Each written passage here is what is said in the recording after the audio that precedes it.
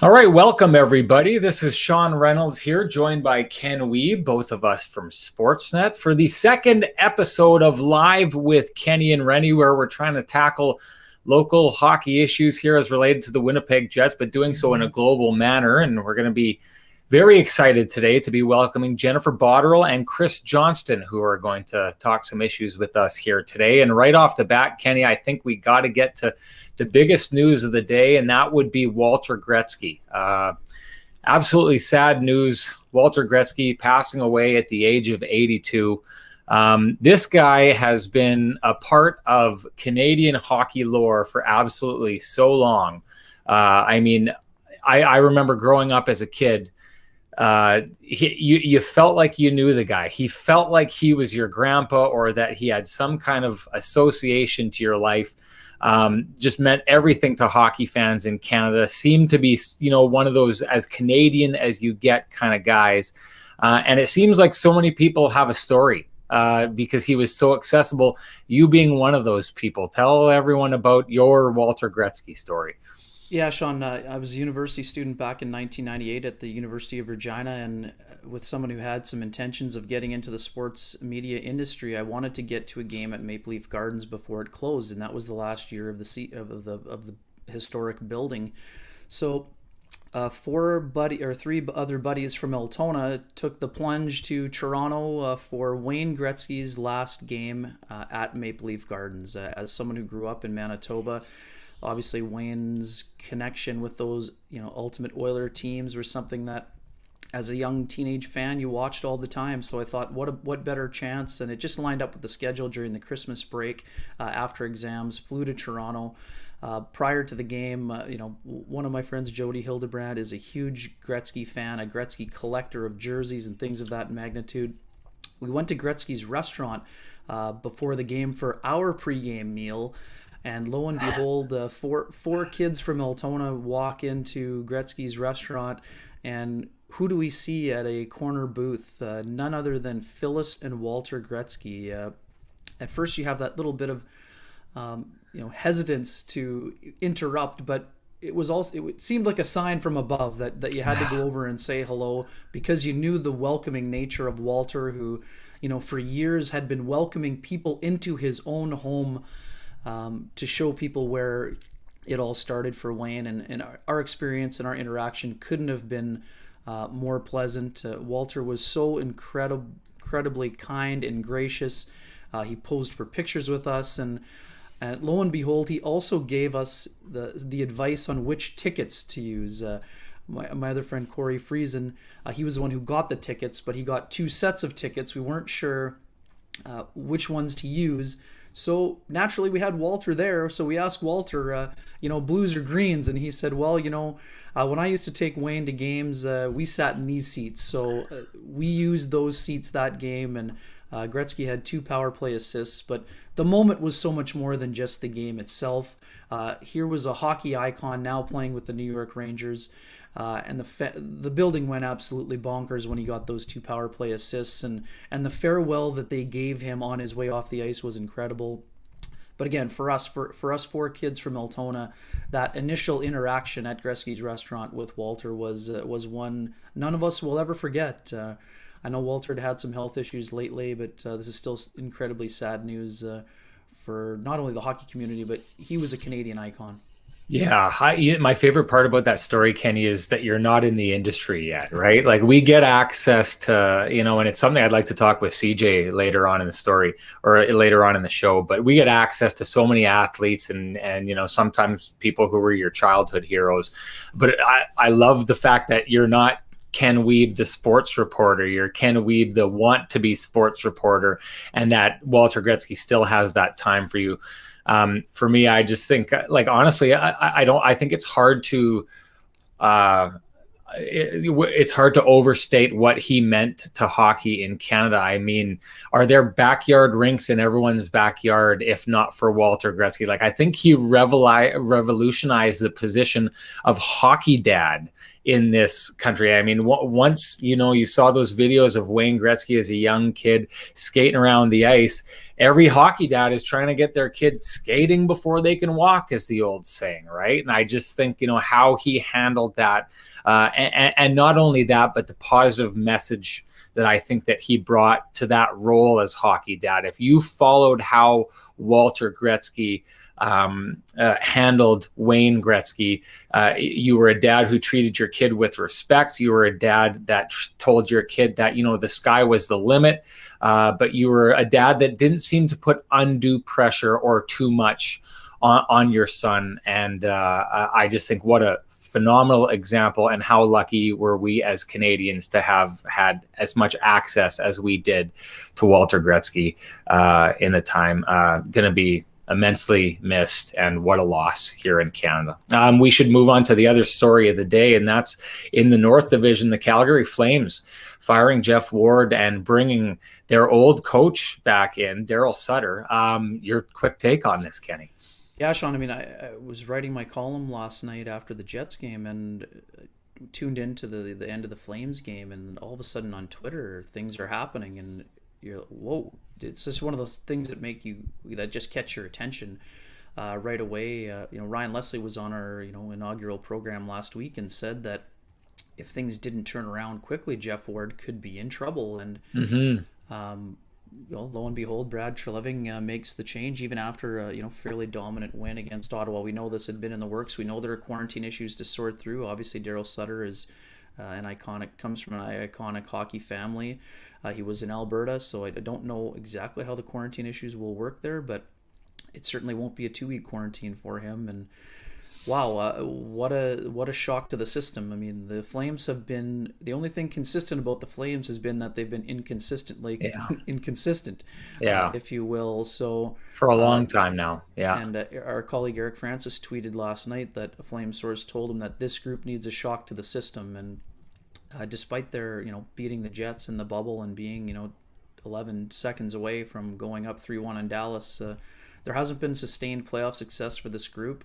The core group, I think, needs a bit of a jolt, and that's exactly what they're going to get, because what we know about Daryl Sutter is he demands a certain standard when it comes to work, and if you're not willing to put in that standard or reach that standard, you'll either be sitting on the bench having your minutes reduced, or you'll be sitting out entirely. And I think Brad Treliving now on his 5th head coach.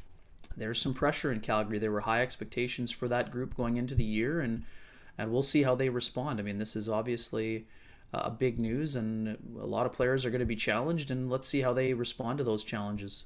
What does this mean for the Winnipeg Jets? I mean, I take a look at this, and I think if the Winnipeg Jets are going to make the playoffs, and I don't want to entirely write off the Vancouver Canucks, but for simplicity's sake, let's just say the way the standings shake down right now, for the Winnipeg Jets to miss the playoffs, they're going to need to be passed by, not just Edmonton, who's in the neighborhood, but both the Montreal Canadiens and the Calgary Flames, 2 teams that are going through this process now of, in a very short season, trying to figure out new coaches, figure out potentially tweaks to the system, trying to figure out a new personality. He's trying to get them going. And I mean, I love the idea of a shock to the system, but if you're taking a look at the Montreal Canadiens, the very real fact of the matter is they made a coaching change. They've lost 3 of 4 games since. Yes, they earned points in 3 of those 4 games. But they are a team that's learning on the fly, and we're very open about talking about learning on the fly. To me, it has to be an advantage for the Winnipeg Jets that they're set in their system. They know what their coaches want from them. They've got a pattern of behavior that is working and paying off for them right now. And the fact that they're at this stage right now, while the teams that are chasing them and need to outperform them to get to the playoffs are still trying to figure things out, I think that bodes extremely well for the Winnipeg Jets. Certainly could. I mean, that ability to learn on the fly is certainly integral for all teams, especially when we know there are going to be ups and downs. The Jets are one of the few teams in the NHL that still haven't lost consecutive games in regulation, and I do agree with you. I think part of that is because they're the familiarity with one another, with their systems play, but I think it was a matter of the status quo was not going to be acceptable in either place anymore, and I think we've already seen some massive improvement from the Montreal Canadiens in those games. I mean, they've had, only probably two mediocre to poor periods maybe 3 in that 3-game set with the Jets specifically, and we know they played quite well against Ottawa. So they are learning quickly. I mean, the Calgary Flames are a group that needs to get going. I mean, they've had nights where they've been exceptional. I think Brad Shaleving told Eric Francis, I think yesterday, they've had a lot of A games and then they've had a lot of D games. They've had no B games. So if you can't find that middle ground, it's going to be awfully tough to be competitive in the North Division. And the Flames are at that precipitous place where they don't want to fall out of the race, and they believe they've got an excellent team. They've got a Vezina caliber goaltender, and they think they should be doing a better job. So we'll see how it works out for them, but it'll be definitely a fascinating storyline to be following, that's for sure. Well, quickly, I want to show off a little bit of the capabilities we have in this show. One is that if you are watching this, you can leave your comments or questions and we can bring them into the show. This is one, I'm just going to show off that we can do this. But Pit Bullover says, thoughts on old school coaching. I wanted to take this in this direction. We're going to do that later on in the program. So keep in mind, we'll get back to this question. But we first want to bring in one of our guests here today. Jennifer Botterill is coming into the program, and she's the perfect person to talk to about a lot of these issues. Jennifer, how are you doing? Hi, I'm doing really well. Thank you. How are you? I'm doing great. We are so happy to have you on. And, I think you're someone who's phenomenal for us to talk to today in regards to some of the news that has come out. I mean, when I think of famous Canadians in hockey, you're one of them. Wayne Gretzky is up there, and along with Wayne Gretzky is Walter Gretzky. Absolutely tragic news. We lost, a very iconic Canadian. And just when you heard the news, what was your reaction? Well, I think as a Canadian involved in the sport of hockey, you can't help but have an extremely emotional reaction. And I had the absolute privilege to interact and to get to know Walter for different events. We did a number of features and community events with Hometown Hockey.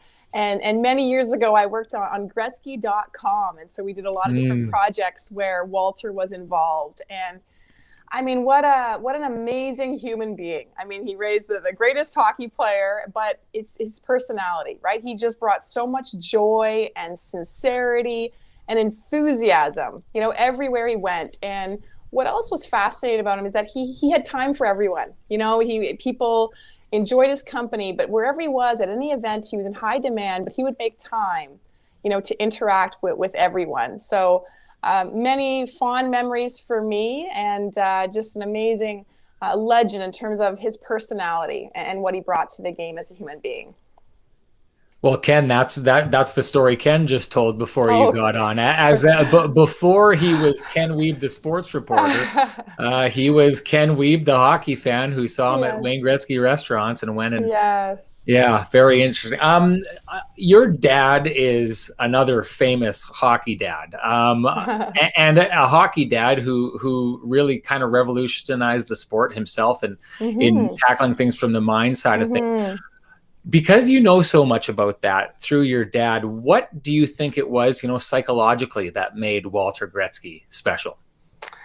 I think his love and his appreciation for the game, right? And I think that was something that was contagious in terms of, I think, how proud he was of Wayne and the influence that Wayne had. And I think that was Wayne's approach to the game too, right? In terms of excelling as a hockey player, but doing so much beyond the game too, and embracing every opportunity. And certainly, yes, I feel very fortunate for the environment that I grew up in. But if you look at that relationship, I mean, Wayne has always been vocal and expressive about his gratitude for his dad, right? And the important role that he's played. And so, I mean, that's the ultimate, I think, reward and the ultimate, perhaps, reinforcement for a dad and a parent, right? To see your kid be so thankful as Wayne has been for his entire life. Jennifer, the other part of it too is instilling of belief, right? That Cal had, the whole why not you. You've told that story a lot, the why not me. What can you say about the impact that had on you and your ability to become an elite athlete and an Olympian? Oh, well, as you know, Ken, that was sort of a turning point for me in my life and my career, both as a hockey player and as a person. It was that conversation when I had with my dad when I was 15, and that was the advice he gave me. And for me, I wasn't sure that I could make the Olympic team. And that was his piece of advice. And, both of my parents, I think, were hugely influential for both myself and my brother Jason.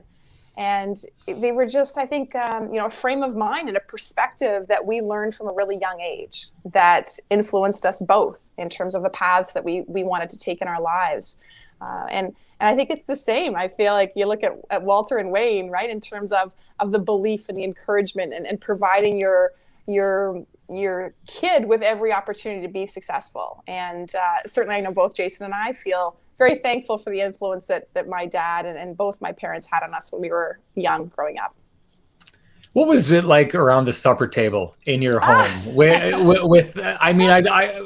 heard the stories of, yes. And it was a very different approach. I think one of the things that your dad revolutionized with the game is almost the health of players, and that the approach of how he took with things was a very healthy approach and positive thinking. And, why not me? The perfect example of that. I mean, was it just a nonstop pep talk around the house? Did you and Jason never fight at all? Was everything just, straight, easy going? Too funny. Well, I would say it was a very positive environment. Yes. In the Botterill household growing up, but I sort of describe it. I say, well, it wasn't as though we had formal sessions with our dad, but it was just, I think, an environment. And as you said, I think my dad was involved in sort of the, groundbreaking in terms of performance psychology in hockey and in sport. Now it's common ground that it's just expected to be an elite performer, that's part of your preparation and your routine and one of the tools that you need as an elite athlete. And so I think that was just an approach that, I certainly look at both my mom and my dad in terms of how I want to be as a parent, and I embrace their approach. So, but, I think one of the big things that, it was positive and it was encouraging, and there wasn't the pressure. Yes, they wanted us to be committed and to be dedicated and taught us about the effort and hard work, but it was never that you have to go and play for Team Canada or you have to be a hockey player. They wanted us to be involved in sport and to be healthy and to be active. But in the end, for both Jason and I, it was our decision on sports that we wanted to play in terms of schools or universities that we wanted to attend.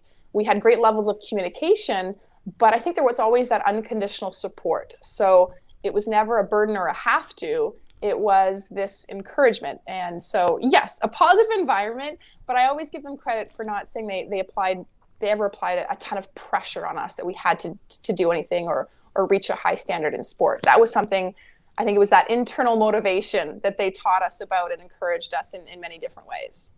Yeah, and what did that combination of the passion and mental toughness and internal motivation play in that 2010 experience for you in Vancouver, Jennifer? Yes. Obviously that season had some challenges, but it ended with a pretty big impact on the golden goal. Oh, well, thanks for asking. Good memories for me from 2010. And I think as an elite athlete, you're going to have different phases in your career. And I remember even after 2006, so that had been my third Olympics. And I kind of wondered afterwards, it's such a demanding process in terms of the Olympic preparation and as an elite athlete.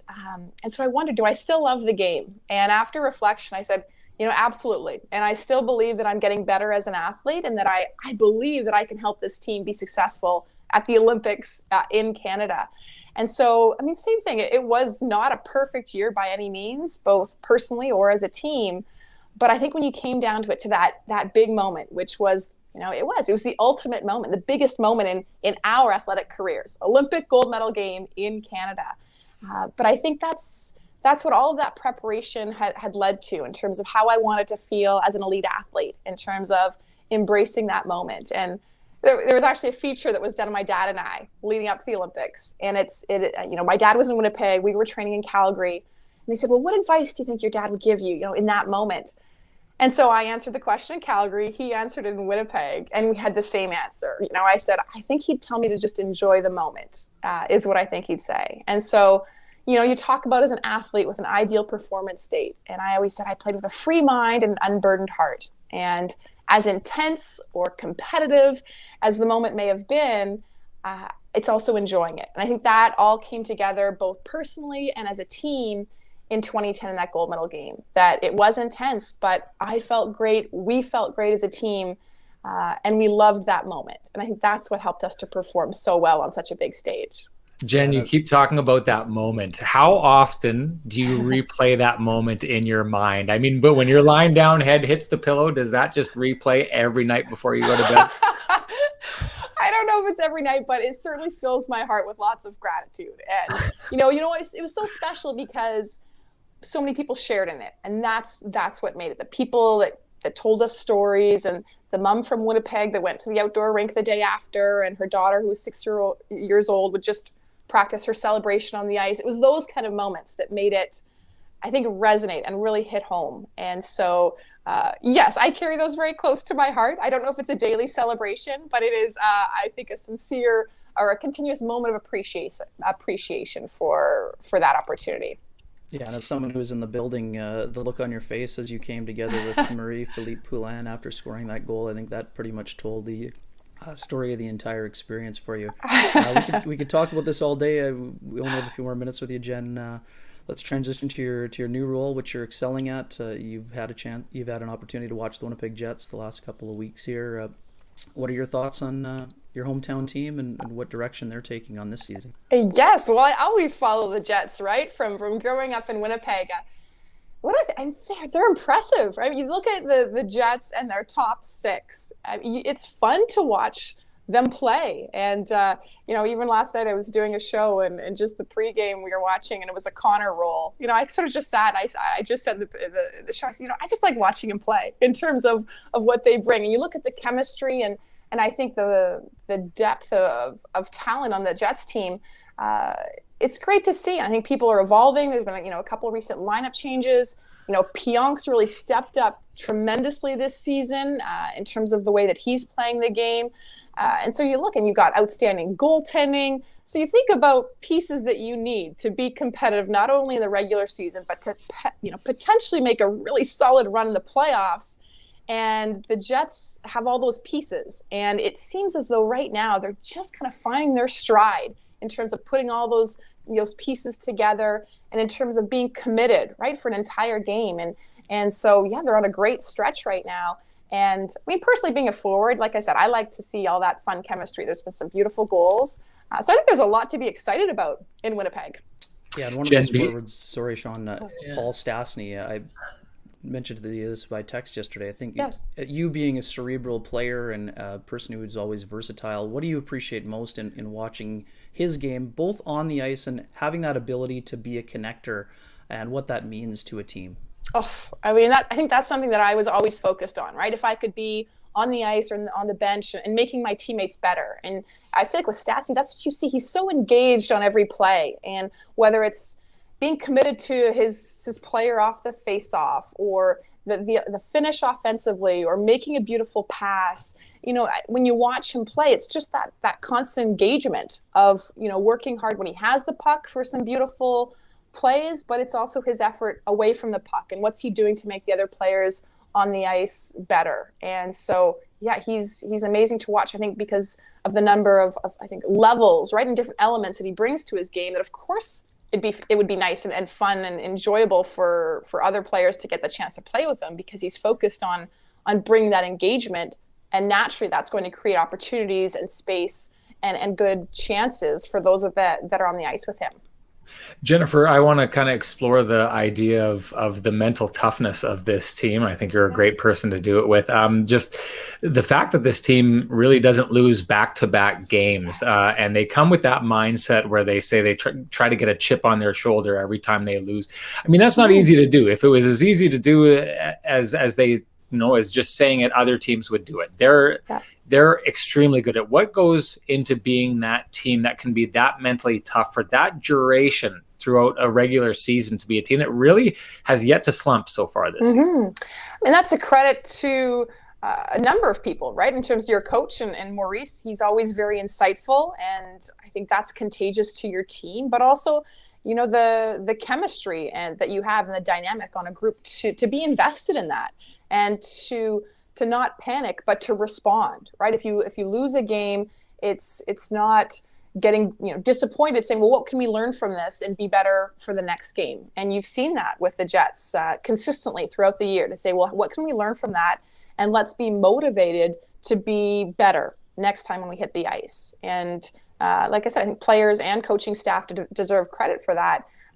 And it's that response, right? Being excited and embracing the opportunity to be better instead of, being in a negative spiral or disappointed. It's saying, okay, let's learn and let's be better. Jennifer, one more before you go. You've been at the forefront of women's hockey for since the 90s. And not only that, but in the broadcasting side of things as well. How would you describe the change and the gains that women's hockey and women in hockey have made since you first came onto the scene? Well, what's my overall description? I would say, yes, we have made some great strides. We still want to see improvement, but I think it's nice to see that steps are being taken in the right direction. And if you look at women in hockey, an example, you reflect on 1998, the first time women's hockey was involved in the Olympics, and there was an explosion in growth at the grassroots level. And it's interesting because I think we're seeing a little bit of a parallel now with the Professional Women's Hockey Players Association, where the PWHPA wants this sustainable professional league. And it's not just for those elite players, but their vision is saying, well, what's the influence and the impact this can have on young athletes at the age of 5 and 6 and 7 and 8 that want to play the game? And so I think we see that potential with the games in Madison Square Garden last weekend, in Chicago this weekend, and a game down the road in Toronto. You're seeing NHL teams step up to say, we believe in this vision for a sustainable professional league. And I think that's what's so great about the Players Association, is that they want this for the long term. And then if you talk about women in hockey and in different roles, it's great to see. If you look at, Blake Bolden and Cami Granato that are in different scouting positions, and I think, or in broadcasting, whatever it might be, I think it should be a choice. You need to be qualified and have a solid background to be able to contribute. But I guess the hope is similar to kids that have the choice to play women's hockey. It should be a choice, whether it's an executive role, an administration role, whatever role it is in hockey. It should be, regardless of race or gender, that should be a choice for everyone. And so, I think you look at people have sort of taken some strides, but we also are hopeful that it's going to continue in this direction. Well, Jennifer, you mentioned steps in the right direction. In my personal opinion, it was a big step in the right direction to add you as an analyst. We love seeing your work, and it was a massive leap in the right direction for the Kenny and Rennie live show to have you on. Thank you so much for joining us. We really appreciate your time and your analysis. It was great having you. Oh, pleasure. Really nice to see you both. Thanks for the time. Thank you so much. So let's touch quickly, Kenny, on Paul Stastny, just quickly, because we've got CJ who's going to be coming into the show right away. What did you see from him last night? Because to me, I think all year we've seen a guy who's doing all the right things behind the scenes, figuring out things on the ice. But to me, he's starting to take that extra step, that extra level, where he's not just a guy who helps you in the dressing room. He's not just the guy who helps you psychology-wise. He's not just the guy who's doing the right things around the ice, but he's a guy who's starting to play like a star. Absolutely, Sean. We knew he was going to have that off-the-ice impact because of the quick connection he made with Mark Scheifele when he was acquired initially back in 2018. I think he's found it took him a few games to find his stride, for lack of a better term, and that's not uncommon for a veteran player without exhibition games or just a limited training camp. He's just starting he's really starting to flourish. I mean, he's always in the right position. Everyone wants to play in his line. He's adaptable. He's able to move from center to wing seamlessly. And he's so smart. Again, people will say, oh, well, it was a lucky bounce, Blake Wheeler finding Paul Stastny at the front of the net. Well, there was some debate as to whether it was an actual kicking motion. Yeah. Paul Stastny knew exactly where that puck was going. Yeah, and exactly how to redirect it. Yeah, exactly. without breaking the rules of the game. Yeah, for sure. And then the other part of that, his second goal, because he's a pass-first player, Jake Allen is basically waiting for Paul Stastny to make a pass, and what does he go roof daddy with the shot. He's such a smart player. You can use him in every situation. He is, again, much like Andrew Kopp at the start of the year, he's another defensively conscious element when he plays on that line with Blake Wheeler and Mark Scheifele. And he's such a smart player on the power play. Even on the times where he's not touching the puck as often, he knows exactly where it's going. And that threat of having that shot from the slot is as important as any time he touches the puck. So for me, he's really starting to excel, and just his infectious enthusiasm for the game is rubbing off on his teammates. And that engagement that we talked about with Jen is so apparent. I mean, this is a guy who loves talking about hockey, loves to learn, and is always trying to get better.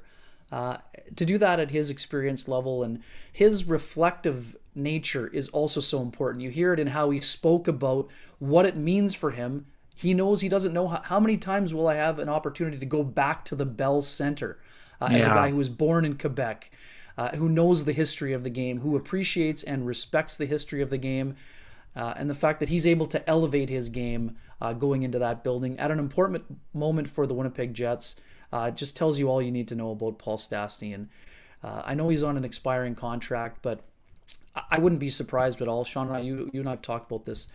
I wouldn't be surprised if the Jets offered him another contract if it's a one-year deal. I mean, it's not going to be a Joe Thornton $700,000 deal, but Paul's made a lot of money in his career. I think he would consider sticking around longer than 1 year as long as the two teams found some common ground. But that wouldn't surprise me at all, and that's a question that I've been getting from a lot of Jets fans lately.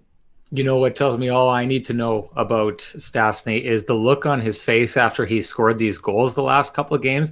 He is absolutely loving life with the Winnipeg Jets. He's happy to be here. He fits in. So to your point, I mean, you, at that stage of your career, you can look at going out and sometimes playing hockey in the hinterlands, or you can go and try and win a cup somewhere, or you can be where you're comfortable. Well, I mean, he essentially gets all three if he goes to Winnipeg, right? I mean, they're going to be a cup contender by the looks of it for some time, and he gets to be here and be part of that if he sticks around.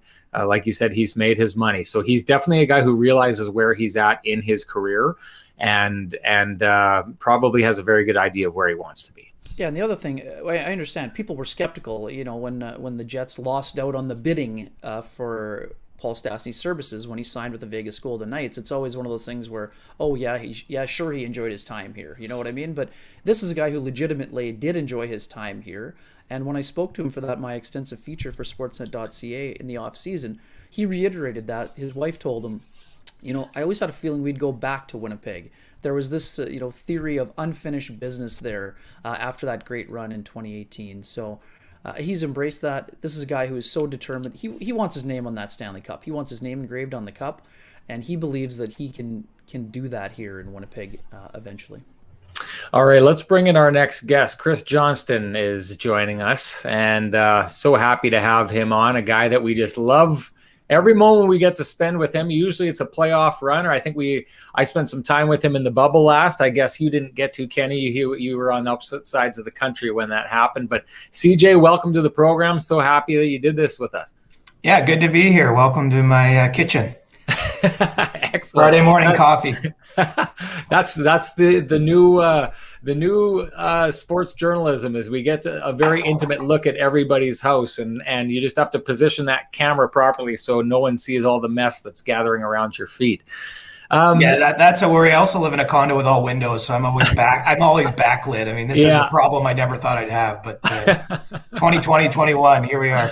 You got to get them to send the lighting kit in for you, like the rest of the guys on the panel. Say, get them to give you the option of doing it at the desk and at home. Well, there's nowhere to set it up here. I mean, we don't have a lot of space, so I'm trying to keep it very minimalist. Yes, Toronto living. We got to get to the news of the day, and clearly Walter Gretzky's passing is massive, massive news in the hockey world. Your thoughts when you heard the news?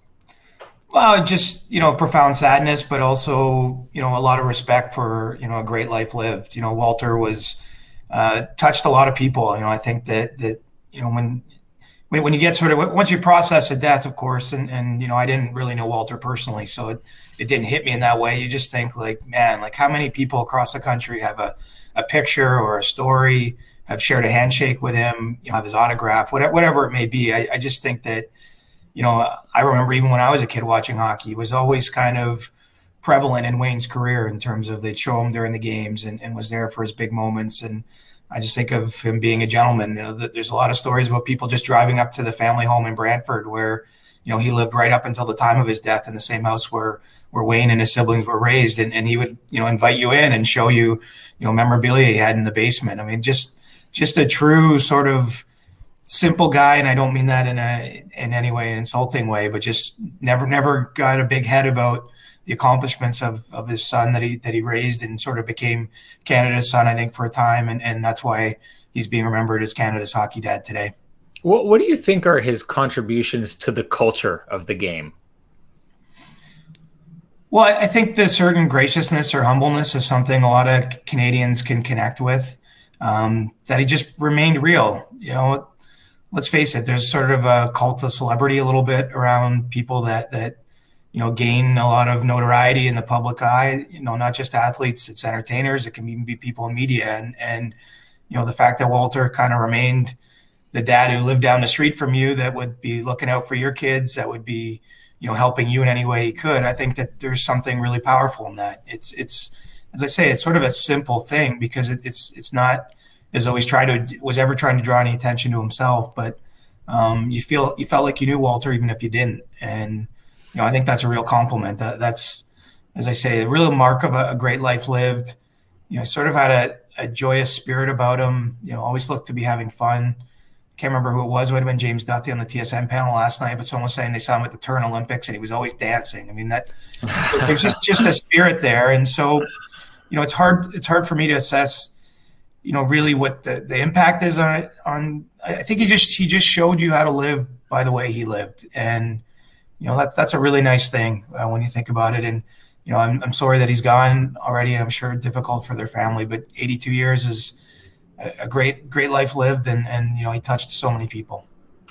I remember seeing at the 2002 Olympics some behind the scenes footage, and there's a point where he's traveling with Team Canada, becomes such a big part of that team, right? Gretzky's retired. He's in charge of that team at Salt Lake City, and he brings his dad along for everything. And there's this point where they get off the plane and they're kind of milling around, and there's so much pressure on this Canadian team. They didn't medal at the last Olympics. It's gold or nothing. And they get off the plane and they look over, and you can see kind of the mountains in the background. And Walter Gretzky looks over and he says, "Yep, there's gold in them hills." And the entire team said they talked about it. It just like that melted everything in the moment, like all the tension, all the pressure they were feeling. And I just wonder, having access to that kind of person who is able to take those moments and the pressure and how you handle that pressure and being able to kind of melt away that pressure, the effect that he had on Wayne Gretzky, who faced so much pressure throughout his entire career.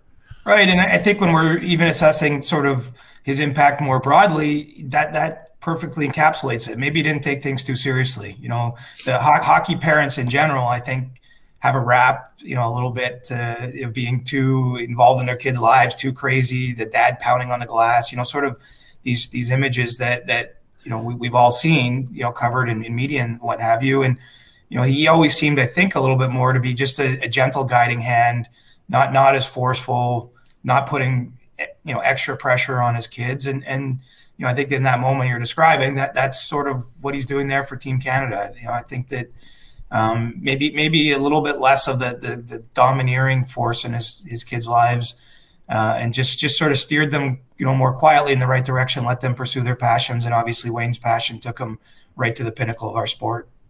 Yeah. The other thing too, CJ, for me, he was such an ambassador for the game, and he wanted you to enjoy the game also, right? Wasn't that a big part of his personality and persona? He wanted you to love the game as much as he did.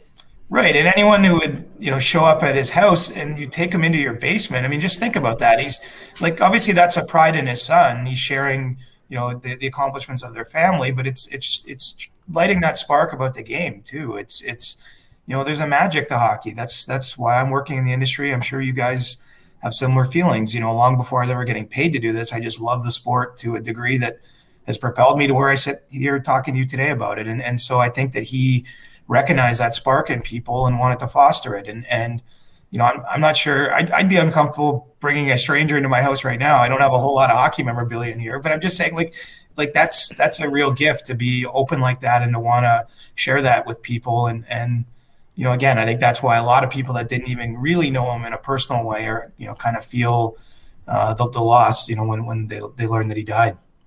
CJ, you just used the term that there's magic in hockey. One of the things I absolutely love about you as a reporter is you've never lost that feeling of every time I'm around you, you're a guy who appreciates the job that you have, the position that you have, and the moments that you have. And I remember one of the first times we worked together was in the 2016 Cup final. And you told me this story, this surreal moment you had where, your phone rang and you looked down and it said Wayne Gretzky on it because he was calling, for a story that you had something to do with. I love getting these behind the scenes stories from guys. It doesn't have to be specifically that, but give me a moment in your career where something happened, you met someone or that just really kind of gave you that moment of like, is this my life? I can't believe this is my life. Well, I'm fortunate that I could choose from a number of stories that fit that bill. The one that I think stands out most to me personally was at the Sochi Olympics in 2014. The men's team wins gold, and there's sort of a mixed zone set up for the media. We do that, and then I was walking through the hallway back to where you would write your stories, the media room, what have you, and I bumped into Bob Nicholson, who at the time was still running Hockey Canada before he'd gone to Edmonton. He's like, CJ, come with me. We're going to have a glass of wine. And he pulls me into this little sort of restaurant roomy thing.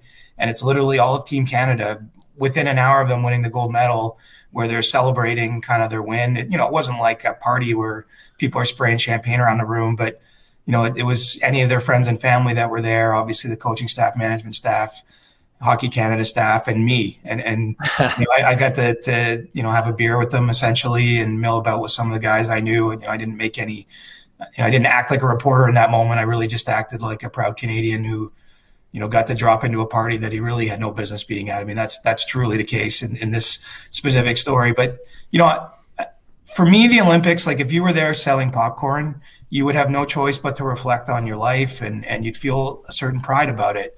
I can't explain it. There's like kind of a magic in that too. You get to the Olympics, I'm not like an outwardly proud Canadian. I'm not painting my face red on July 1st. Obviously I have a pride in our country, but when you get to the Olympics, you feel something different. And so for me to just have been there, I think, I was that whole 2 or 3 week experience, you're reflecting on your parents, your friends, anyone who had a positive impact on your life. For my case, to be able to go from a small town to have a job where I'm in Russia in the middle of the Olympics and getting to cover all that. And then all of a sudden, I have at least a small place in this room where, all these people that had done something, pretty great and, the pinnacle kind of their lives, their sporting lives. That's one that really stands out. I'm actually really grateful to Bob. I think it was just luck, honestly. Obviously we knew each other. He sees me at that moment. For some reason, he grabs me. He's probably excited that they'd won, a lot of pressure off his shoulders. And, I actually brought a pint glass home from that room. Just every once in a while to remind myself that I don't really know how I really found myself there, but I'm grateful that I did. Well, you could call it luck, CJ, but the work that you've done and the respect that you've cultivated through your work plays a big role in you getting in there in that moment. Kenny, you have any kind of realization moments like that? Yeah, you know what? Wayne Gretzky once called our house at 680 Fleet. I was doing a story on the closing of the Winnipeg Arena. And naturally, you'd been waiting all day for the call, and you feel fortunate that it's going to come. But it's Friday afternoon, and you leave the office. You get home to find out that there was a mysterious phone call at the Winnipeg Sun building.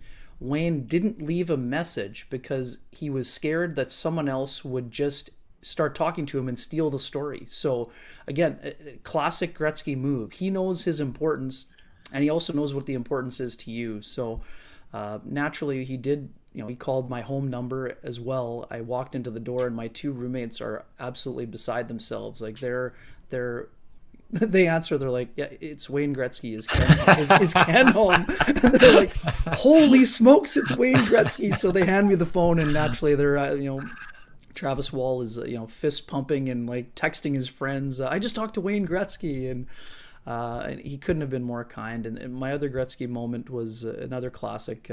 I was, again, waiting for his call. I'm out to lunch, grabbing a sub at Quiznos, and he calls right in the middle of my order, and he says, just grab a pen. So I'm literally transcribing quotes from Wayne Gretzky on the back of a Quiznos catering order form. It was just, I mean, he's just such an iconic figure. And I mean, for me, Mario Lemieux is also my favorite player growing up. So I did have a brief interaction with him in Pittsburgh a couple years ago. I was going down to speak with Eric Fair after the pregame warm-up, and there's Mario standing in front of me. And I mean, I'm at that point, you're like, do you say anything? Do you not? I just said, why not? I extended my hand. I said, Mario, you're my favorite player growing up. When I was 13 years old, you played a game at Winnipeg Arena. I was sitting 2 rows behind the bench in a Penguins jersey. Badger Bob said hello, and he said, hey, watch that 66, kid.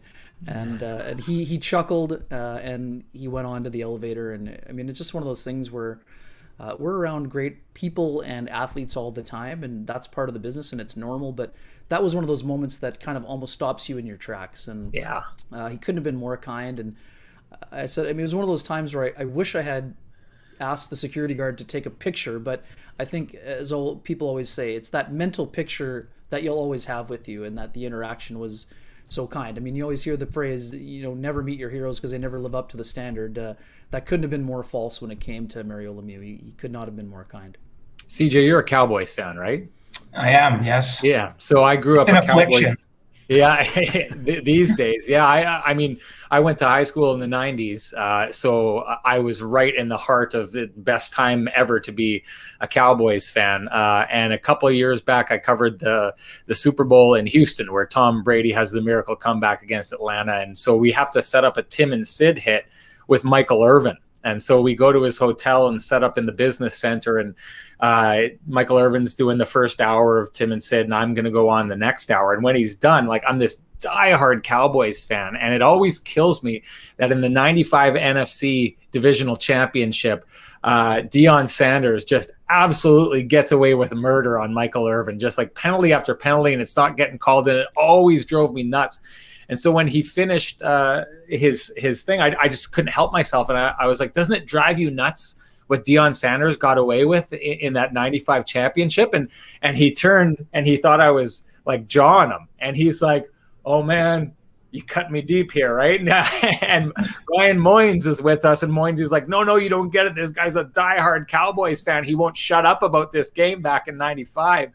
And then he comes over, and then he finishes an hour later. I'm going on Tim and Sid, and it's the Super Bowl, and he's Michael Irvin. He can go anywhere he wants, and he sat there for that hour and talked with us. And people talk about, like, you'll get around professional athletes, and if you're in a scrum with a professional athlete, they'll tell a really bad joke, and for the most part, everyone laughs really hard because it's just nice to have some levity, right? But that guy could do stand-up. He's hilarious, and at some point, Moinsey says to him, which of your Super Bowl rings are you going to wear on air? And he said, oh, I forgot my Super Bowl ring. So he hops on it. He calls his brother who's driving down from Dallas. And he says, yeah, I need you to stop by the house and go in the safe and get my Super Bowl rings. And he's like, no, you know where they are. They're over here. And you can hear him kind of his brother starting to jaw him in the background.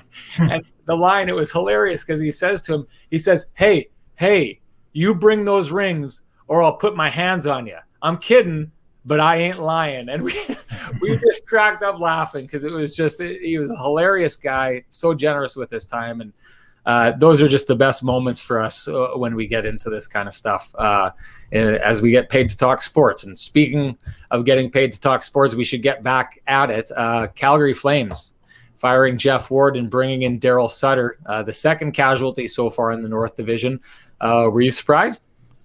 I was surprised with Daryl Sutter. I'm not necessarily surprised to see the shoe drop in some ways in Calgary, because it's pretty clear that Brad Treliving wasn't happy with the direction of his team. That they kind of really sputtered, in the middle part of this season so far.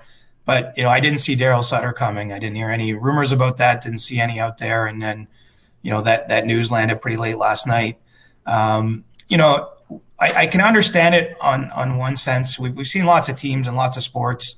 The Jays brought back Cito Gasson, for example, at one point. I mean, you like to sort of go into your past and think that you might channel something, but I'm fascinated to see how this one works out because, with respect to Daryl, he's not exactly today's man in the sense of, his approach and, the way we've seen, a lot of teams go, whether it's the Leafs going with Sheldon Keefe or Dominic Ducharme in Montreal, kind of more, they have a specific style with how they communicate with players. I think, maybe a softer touch than what you think of as the old school hockey coach. And, that's not the way, of course, we describe Daryl Sutter over, what's been a great career for him. Now, would the idea be that they've tried the softer touch in Calgary for a couple of years now and it really hasn't worked? I think so. I mean, look, they strike me as an organization that, they've had doubts about their team for a while. You know what I mean? They keep trying to run it back. And, quite frankly, I think if there was a good enough trade market at some point for either Sean Monahan or Johnny Gaudreau, they would have already moved on. I think that they've certainly had those discussions the last 2 summers with other teams.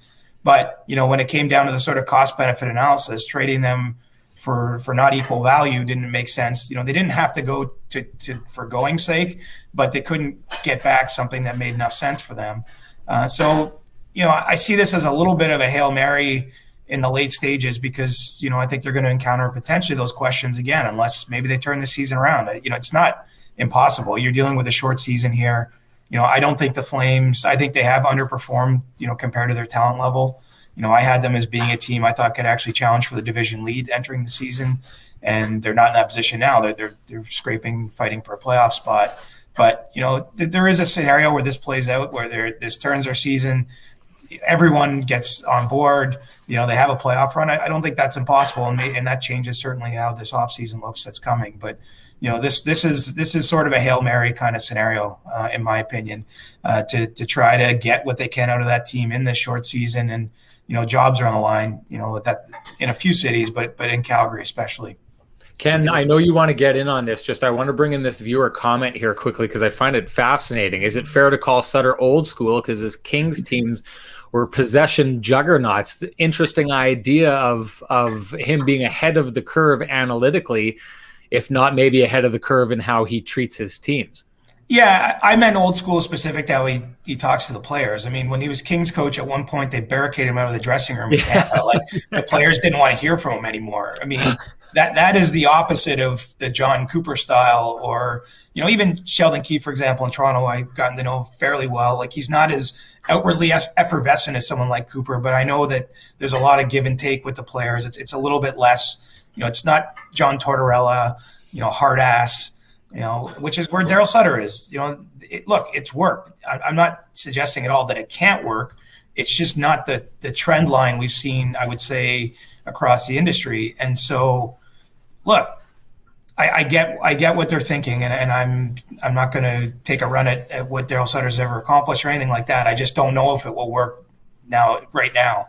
That there's a different dynamic with players and coaches that's evolved over time.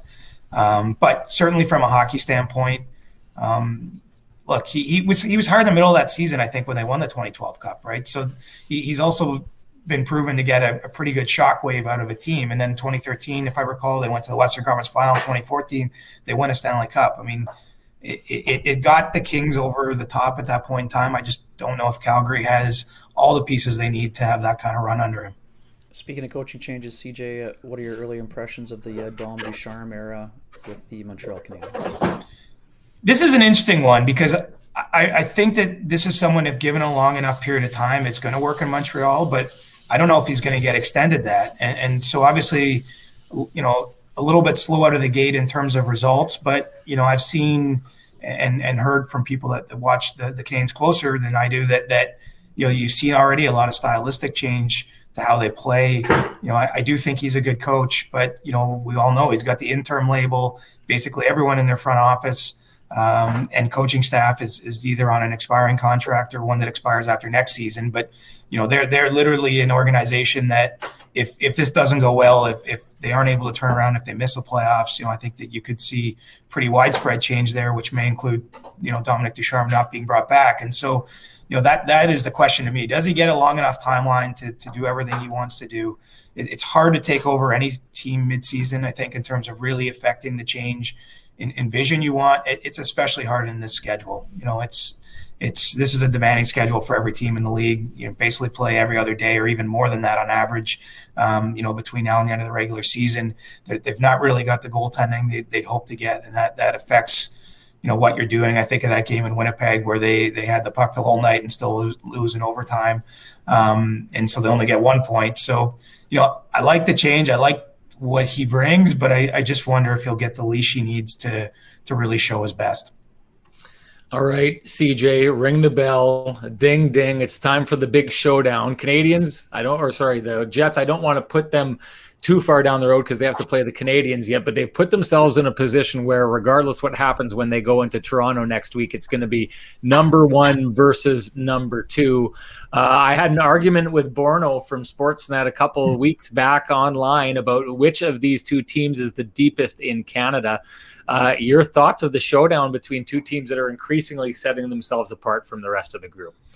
Well, it's going to be interesting from the Leafs end because they had a series, I don't know if it was 3 or 4 weeks ago, it was when Claude Julien was still coaching, that, at that point, Toronto, Montreal were 1-2, and that was sort of played up. And then they just went to Edmonton, and Edmonton had been on that really hot run where they'd won 11 of 13 games. They were 1-2, and that was played up, and Toronto ended up taking all 3 games versus the Oilers. So, that will be interesting to me is they've kind of, from the Leafs side of things where they've been leading the division basically from the first day of the season, they've sort of been through this before. And I wonder, how they'll kind of respond to that. But, I think it's fair. This is probably the real 1-2, I guess, is the way I see it. The fact that Hellbuck to me is kind of like the swing position when looking at the teams. I think Winnipeg is a team, not just Toronto, but anyone really doesn't want to face because they are so deep, especially offensively. I know they give up a lot defensively, but he's someone that could still win you the game. And this division's a little bit short on that. If with Carey Price no longer being the Carey Price of old, at least so far what we've seen this year and last year, other than in the bubble, I guess, he's the goalie that would scare me the most. If you feel you're the better team, he could still be a bit of an equalizer there. So I love seeing these 3 games in a row when you have teams that are competing for that. The Leafs are very mindful. You guys are following the Jets much more closely on a daily basis than I am, but I know the Leafs are very mindful of their position in the standings. They've talked a lot about it. They don't shy away from not just wanting to win the division, but they want to win the division by as many points as possible. I think they want to prove beyond doubt that they're the team to beat in the North, and so I think they'll be up for those games, and it'll be decided on the ice. I think it's a little too soon for anyone to say with absolute certainty which team is the best, but I love when you see them play 1, 2, 3 because I do think it does sort of prove out what we're thinking about the respective sides. How did Sheldon Keefe get the defensive buy-in, CJ? I don't watch the Leafs as closely as you do, but that element of back pressure seems like it's really elevated this year in terms of their defensive play. They know that when they have the puck, few teams can handle them. And also the second part of that question, what impact has TJ Brodie had on that back end in that quiet defense position? Well, for TJ, it's actually given the Leafs a real top 4. I think that's a real that's a change that's personnel driven because the Leafs have really struggled to find a partner for Morgan Rielly that allowed Morgan to be used, basically in any situation against any competition to play him as much as they want. And that's not necessarily a Morgan problem, but he's a more offensively instinctive defenseman. He skates the puck really well. They like using him for zone entries. And so, you need a responsible partner, I think, that can offset some of the things that Morgan does best. And they just haven't had it. I mean, it's in some games last year it was Cody Ceci and not to pick on Cody, who's been picked on a lot by 2 different Canadian fan bases. I think, if you have him on your roster, you want him on your third pairing, not your first or second. The Leafs have had probably low-key the best Leafs acquisition in the last 2 years, in my opinion, is the Jake Muzzin trade that Kyle Dubas made, just because Jake, he won't do very many things you notice, but defensively, he's excellent. He breaks up the cycle in the Leafs own zone better than almost, any player they have, and then gets the, a pretty high-powered offense going the other way. They found a really nice partner in Justin Hall for him, who counts as one of those, defensemen I'm sure most people around the NHL really don't know much about, but is full value for a spot there. And so now they really have a top 4. And they definitely have not had that any of the past seasons that they trusted. And so I think that helps. And the buy-in you're seeing is the forwards. It's the guys that score a lot of goals and put up a lot of points, playing with that top 4. I think really what's happened is it's a confluence of events. This is the 5th year in the league for Matthews and Marner and Nylander, and they're tired of not getting past the first round. They've even though they haven't won the individual trophies, the way McDavid and Draisaitl have, they're tired of seeing their season end, after the first round of the playoffs. And so I think they seized on the opportunity of losing in the play-in round of Columbus in the bubble in August to really be hard on this group, to really challenge them. I know that there was a level of communication in the offseason that the players themselves had never seen. Sheldon Keefe, Kyle Dubas, other members of the Leafs staff were all over these guys. And I think you're seeing the dividends of it. Honestly, the Leafs had almost their entire team back skating in Toronto in November. Training camp didn't open until January 3rd. I just think that they approach this season knowing it's kind of this season or bust in some ways. I mean, it's a different situation than Calgary that I was outlining earlier. I don't think there'll be a massive firings if they lose in the first round again, but there could be change. You might see someone like William Nylander become available. I just don't think you'll see the Leafs run back with the same core they have if it doesn't work again. And so I've seen a business-like approach. I think Sheldon Keefe has their attention because of, some of the things that have happened in the past. And I think he's a really good coach too. And so, the Leafs are seeing this works. I mean, I actually didn't check this morning, but as of 2 days ago, they had allowed the fourth fewest goals per game in the league and the sixth fewest shots per game in the league. And no Leafs team in recent memory was ever close to those kind of metrics. And they continue to lead the league in goals for. So, they're producing elite defensive results while still being, one of the most dangerous teams offensively. And I think that's a recipe that could carry them pretty far. CJ, one of our viewers, Cal Thorpe here, thinking exactly where I was going with the next question, wanted to lean on your insider status. And the Jets, a lot of people will take a look at their defense core and think that, they're a defenseman away from potentially being a true contender. I know that Kenny's got an article coming out on Matthias Ekholm today, who both he and I agree would be a phenomenal fit for that team. Hearing names like David Savard out there, what do you think the chances are that the Jets take action and try and bring in some help on the back end before it's all said and done? I would say they're reasonably high.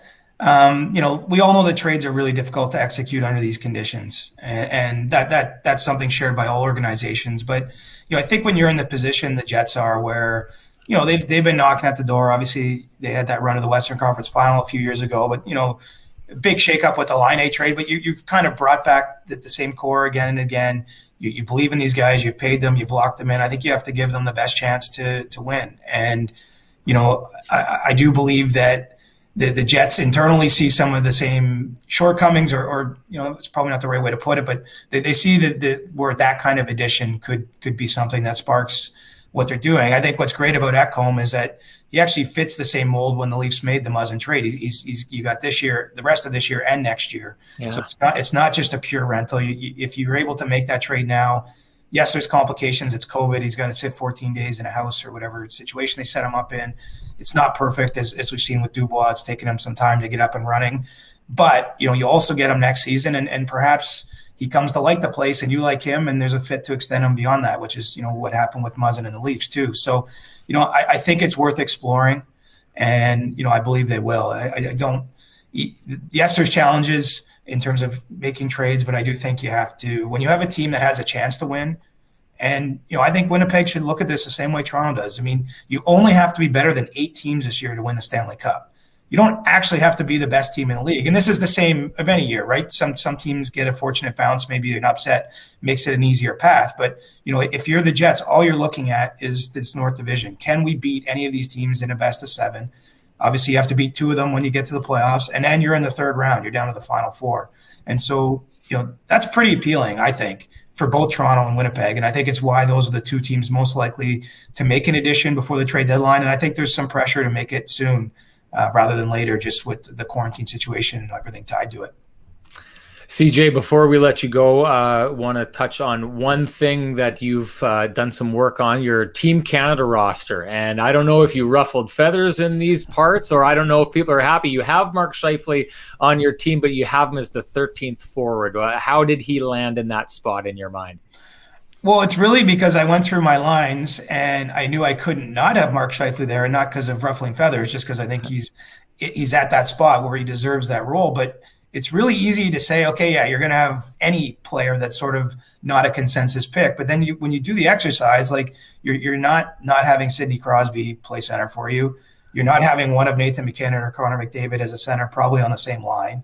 You start going through it. Like Braden Point, to me, there's no way I'm leaving him off my roster. Yeah, and so he was phenomenal in the bubble last year. He was phenomenal. He's just a gamer, man. Like that's the guy you want. For me, on a Team Canada, like third line, there's no way Braden Point isn't there unless there's some injury situation or something. But like if he's healthy, I don't think he's being left off. And so it's no disrespect to Mark. And I think the beauty of the reason I went with the 13th center is, look, the lines start one way and they end up a different way at all these events.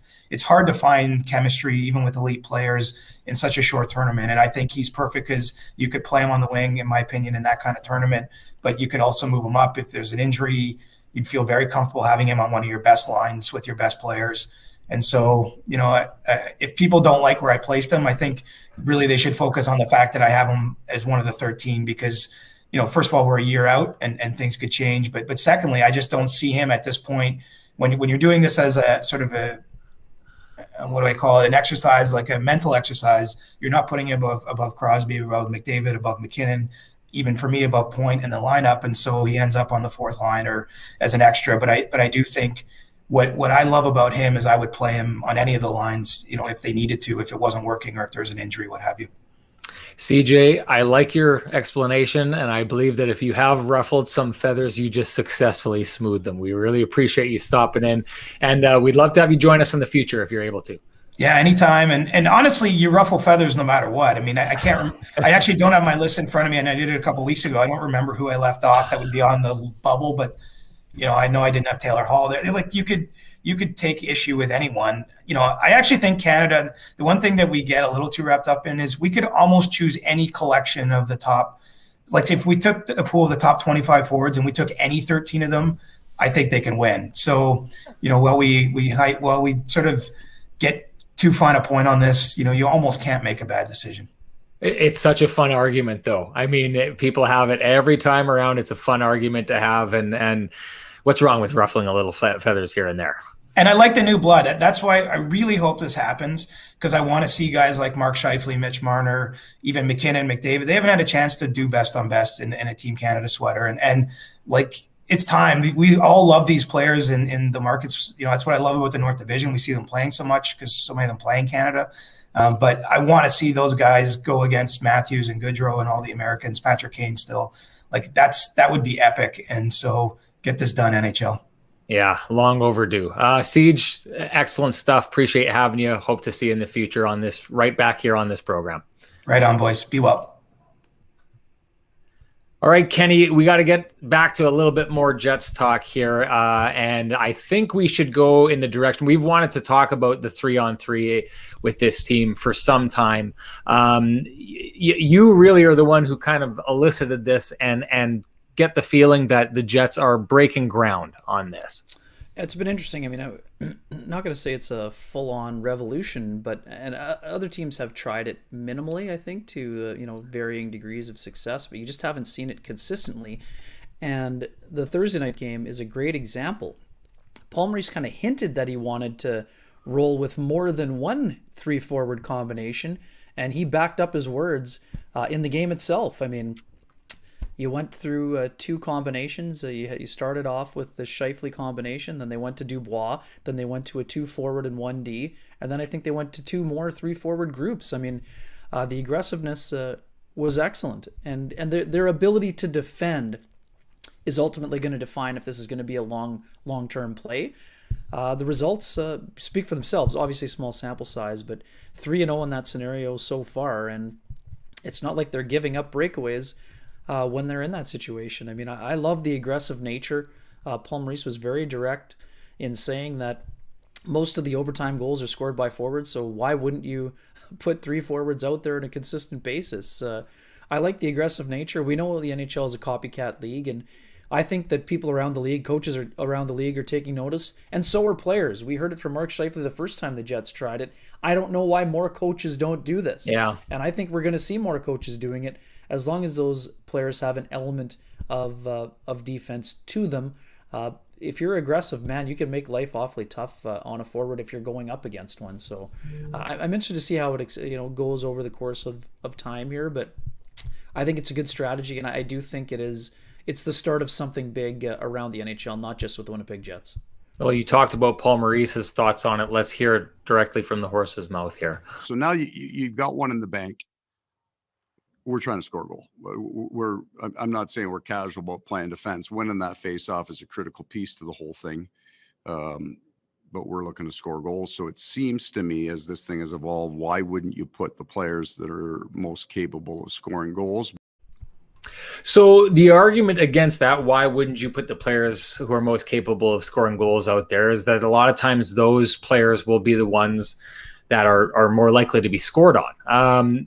I tried to ask Paul Maurice about this last night. I think he misunderstood the question. They had to leave quickly. We couldn't re-ask. But the one thing that I was very impressed about, not only is their ability to win the draw the way that they've done that, to start with a puck and then to hold on to that puck. A lot of times they're ending things really quickly, so they don't really need to worry about the other team possessing the puck. But I thought last night against the Montreal Canadiens, when the Canadiens did get the puck, that aggression that you're talking about, not only the mindset of being aggressive, putting three forwards out there who can go forwards and win the game for you, but the way that those forwards defend is extremely aggressive. And I'm going to ask him about it again today, but I mean, the mindset and the capabilities of the Jets forwards who have been out there to defend aggressively, not give opposing teams time or space, and really force a lot of turnovers to get that possession back, I think has been understated and very impressive.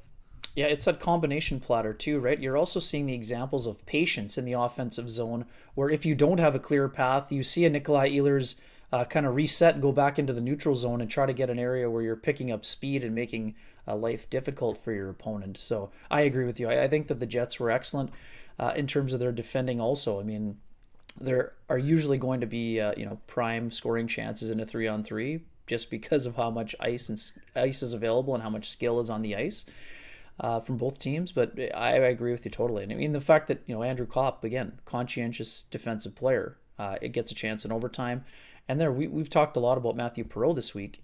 The fact that he was tapped on the shoulder in an overtime scenario says so much about the ability of play he's been able to deliver here as well. And that diligence on the puck, that kind of ability to create chaos, I think is important as well on a 3-on-3 scenario. I think it is something that can work long term, and it's got less to do with the defenseman on the team, but if you can do the job, I think it's a great way to attack. I think in the early stages of 3-on-3, more teams were passive in terms of the way they defended, and they weren't sure how to attack. And I love the attack mentality. The fact that there is 1 point in the bank, you look at the second as a bonus. I mean, of course, you can't be too risky, but you have to be aggressive. Being passive is not the answer, especially in 3-on-3 hockey. It's going to be tough to maintain aggression throughout the month of March. It's a really a grind of a schedule for the Winnipeg Jets, and something that they've been preparing for the entire season, knowing that this is going to be a tough stretch here. So many games, so many of them on the road. Your thoughts on how Paul Maurice is handling this and the perspective that the Jets are taking on this month? Yeah, we've heard that phrase shift length pretty much throughout training camp, but more recently, Paul Maurice wants more of those 40-second shifts rather than guys hanging out there for closer to a minute. I do think that it's important because you do get that full-on energy burst. You don't see that coasting. You don't see maybe a guy lost check or things of that nature when you're going with shorter shifts. I do think at some point here in this block of time, you're going to see an in and out element. First, we're seeing a little bit more ice time being given to the fourth line, which I think is important in this process. Obviously, the Jets, because of their skilled forwards and because of their excellent checking line with Adam Lowry, those guys are going to need their minutes. So I don't see a massive reduction, but if you have the top end guys around the 20-minute mark instead of 23, 24, and that fourth line around the 10-minute mark, it's going to be a lot easier to handle this grueling stretch of hockey. And I do think we're to the point coming up where the Jets are going to be able to remove the third goalie from the active roster, and then you're going to have that capability to insert some fresh legs when you have the two other examples of back-to-backs here during this month of March. Well, Kenny, our time together has come to an end, although we'll probably just be back on the computer talking Jets later on today as they have their availability. Really want to thank Jennifer Botterill and CJ for coming on the program, offering some phenomenal insight. I was a real big fan of them on the program today. They were both great. And want to thank everyone who's been tuning in, and thank you for all the comments. As you can see, we're able to get those into the show. If you have questions for us or our guests, we love to bring them in. We love to interact with you. Thank you so much for showing up, and thank you for tuning in for episode 2 of Live with Kenny and Rennie. We will see you next Friday.